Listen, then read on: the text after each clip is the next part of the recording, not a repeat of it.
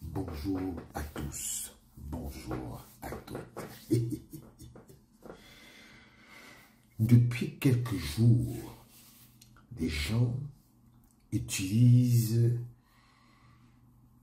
des subterfuges pour dénigrer la FECAFOOT. Et ils sont allés très loin. Pour moi, ils sont allés très loin. Parce que quand on est dans une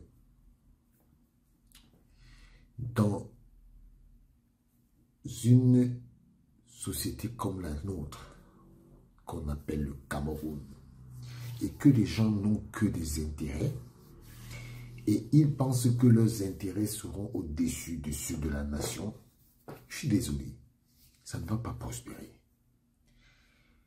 La semaine dernière, avant qu'on ne sorte la liste, des agents du ministère des Sports et Marc Brice ont mis le nom de Dani Namasso sur la liste. Mais on lui a dit que ce dossier ne pouvait pas prospérer parce que ce dossier était déjà en cours.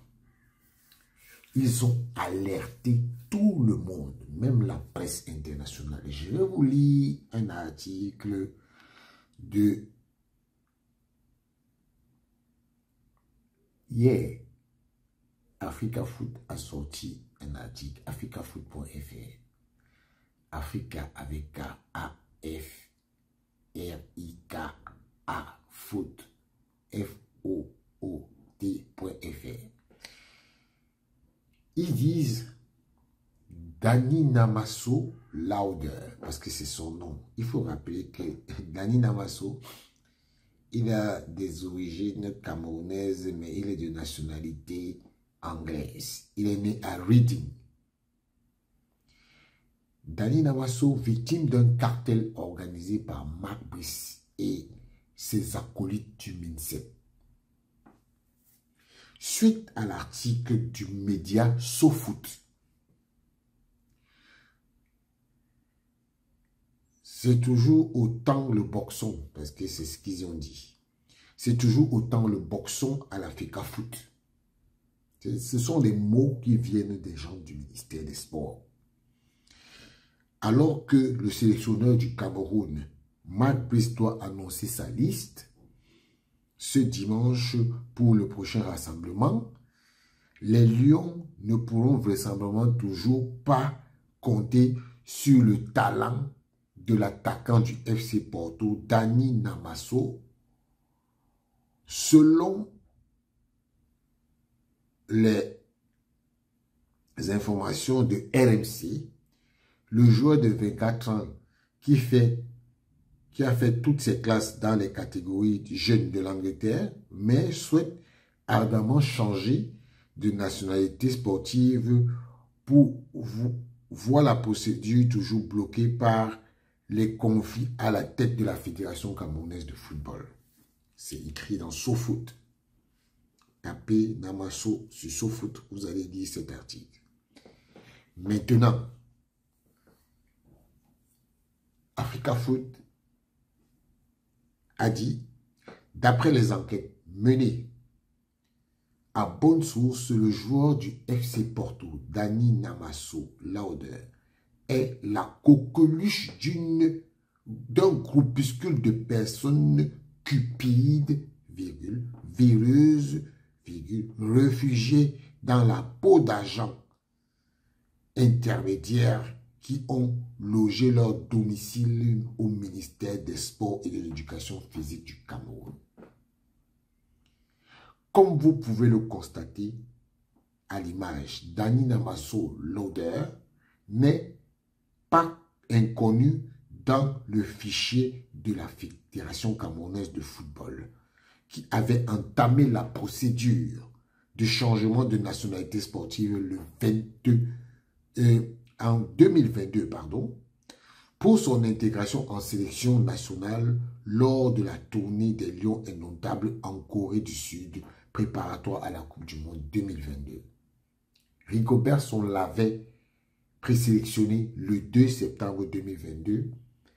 Quelques jours plus tard, le 7 septembre 2022, pour être plus précis, la FECAFOOT lui établissait un passeport camerounais, comme en témoignent les documents. Il y a les documents, son passeport est là.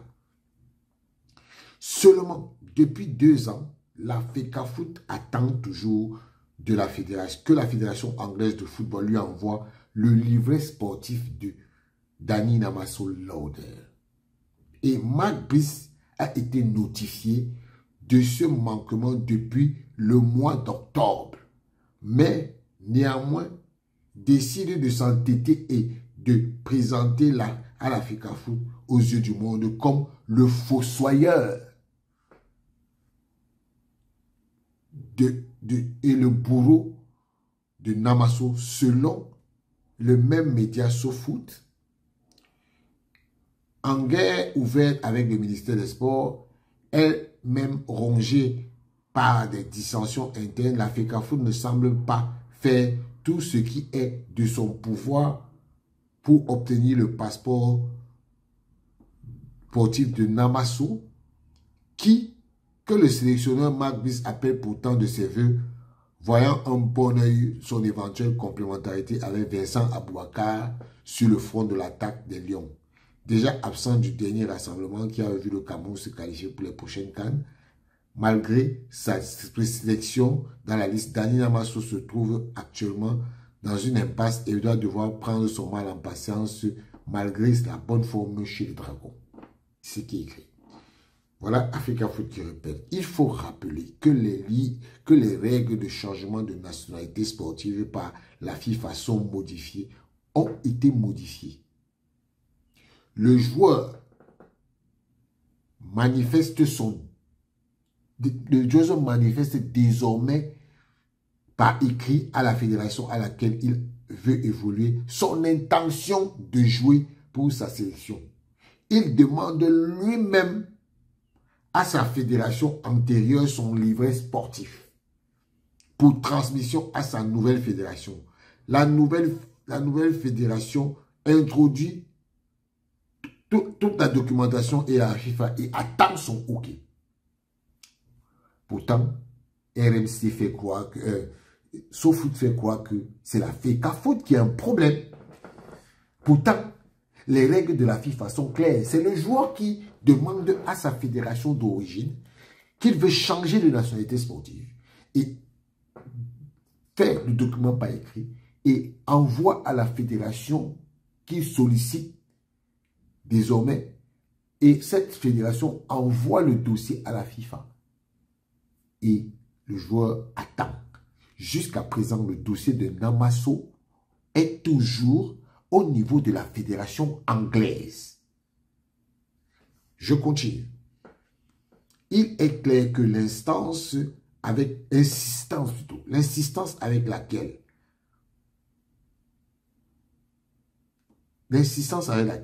Mark Brice et ses amis veulent faire venir Danny Namaso Lauder en sélection cache autre chose.